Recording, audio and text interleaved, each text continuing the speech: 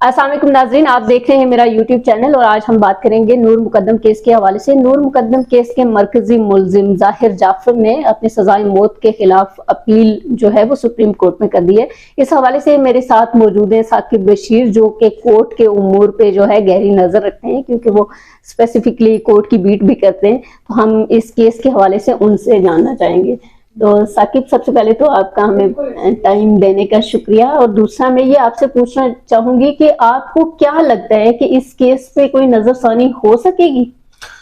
जो अपील है वो तो किसी भी मुल्ज़म का राइट होता है कि वो अपील फाइल कर सकता है। पहले सेशन कोर्ट में केस चलता है, फिर हाई कोर्ट और फिर सुप्रीम कोर्ट में। वो तो एक राइट है, उसको पास राइट है।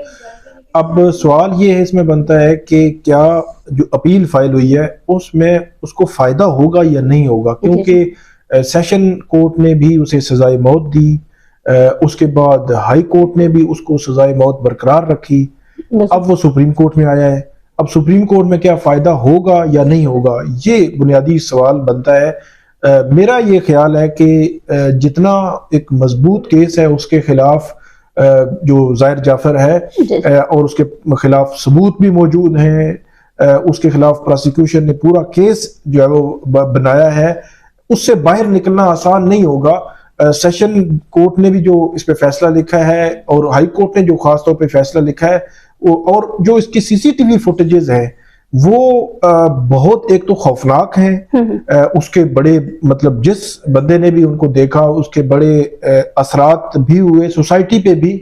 और ये वजह है कि जो सीसीटीवी फुटेज होती है उसमें सीसीटीवी फुटेज में जो टेक्निकल अब एनालिसिस कहें कि जो उसकी फोरेंसिक्स होती हैं, टेस्ट होते हैं कि सीसीटीवी फुटेज में जो बंदा नजर आ रहा है क्या वही है, क्या उसमें कोई एडिटिंग तो नहीं है। तो ये सारी चीजें एग्जामिन करने के बाद वो एक सबूत के तौर पर ली जाती है। तो जो सीसीटीवी फुटेजेस सामने आई उसमें ना कोई एडिटिंग है, ना कोई ऐसा है कि कोई और बंदा था उसको चेंज किया गया है। तो वो सीसीटीवी फुटेजेस इस चीज को स्टेब्लिश करती हैं कि वो जो नूर मुकद्दम का कत्ल हुआ था वो इसी मुजरिम ने किया था, इसलिए को अदालतों ने इसे सजा दिया। और सबसे बड़ी बात यह है कि हाई कोर्ट ने एक सजा बढ़ाई है इसकी। पहले एक तो कत्ल की सजा थी जो उसको मिली थी सेशन कोर्ट से, लेकिन सेशन कोर्ट ने जो रेप का इस पे चार्ज था उसमें उम्र कैद की सजा रखी थी। उसमें शायद सेशन कोर्ट ये समझती थी कि वो उस हद तक चीजें साबित नहीं हुई। डीएनए अगरचे मौजूद था, सारी चीजें मौजूद थी, मेडिकली एग्जामिनेशन जितनी भी थी वो मौजूद थी, लेकिन हाई कोर्ट ने उसमें भी उसको सजाए मौत दे दी। मतलब अब दो दफात में उसको सजाए मौत है। उसको दोनों में अपने आप को बचाने के लिए जो है वो सुप्रीम कोर्ट में से साबित करना पड़ेगा। नंबर वन कि उसने रेप के जो चार्जेस हैं वो उसको फॉल्स साबित करना पड़ेगा। दूसरी बात यह है कि ये साबित करना पड़ेगा कि कत्ल उसने नहीं किया। अब इस सारे सिनेरियो में वो बच कैसे सकता है, कैसे वो बचने की कोशिश कर रहा है, इस पे अगर हम बात करें तो सेशन कोर्ट में भी, फिर हाई कोर्ट में भी, अब सुप्रीम कोर्ट में भी वो अपने आप को एक ही रास्ता उसको बताया गया है, वकीलों ने बताया है, हमें भी ये पता है कि बड़े केसेस में जब ओपन एंड शट केसेस हों जिसमें बिल्कुल क्लियर जो है वो तस्वीर नजर आ रही हो, उससे निकलना मुश्किल होता है, नामुमकिन होता है।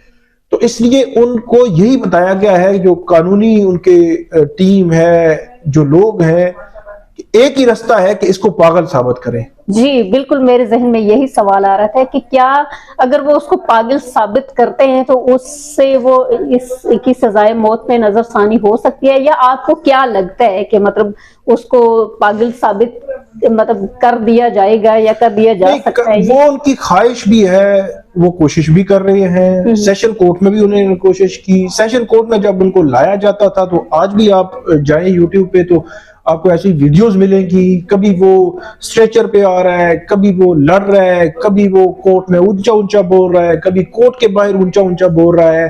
तो इस सारे जो उसका पर्पस था वो ये था कि वो उसको साबित करें कि वो पागल है, एक नॉर्मल इंसान नहीं हाँ है। एक नॉर्मल इंसान नहीं है। उन्होंने वहां पे कोशिश की, लेकिन वहां पे अदालतों ने जब देखा, उससे बातचीत की, पूछे, नाम पूछा, चीजें सारी पूछी, तो वो ठीक ठाक बता रहा था, उसको बिल्कुल कोई मसला नहीं था। इसी तरह फिर वो हाई कोर्ट में जब मामला आया तो हाई कोर्ट में दोबारा उन्होंने कोशिश की कि उसी चीज को लेकर, लेकिन हाई कोर्ट ने भी नहीं माना।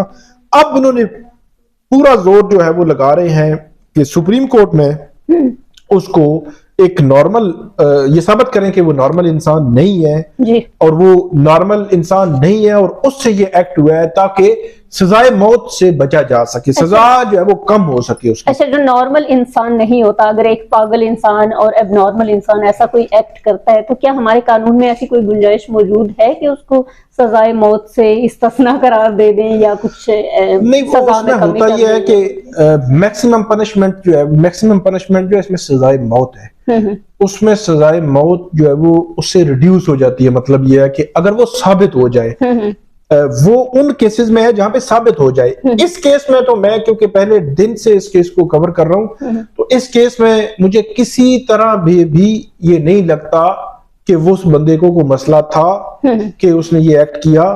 उसने जानते बूझते हुए हर चीज वो जानता था और उसके बाद उसने एक्ट किया और उसके बाद ये सारा जो है वो मामला हुआ है और उसका सुप्रीम कोर्ट से भी बचना जो है वो नामुमकिन नजर आता है। चलिए, बहुत शुक्रिया साकिब बशीर, आज आपने हमें वक्त दिया, तो हम इंशाल्लाह आगे भी इसका फॉलो अप जो है नाज़रीन आपसे शेयर करते रहेंगे। Thank you so much.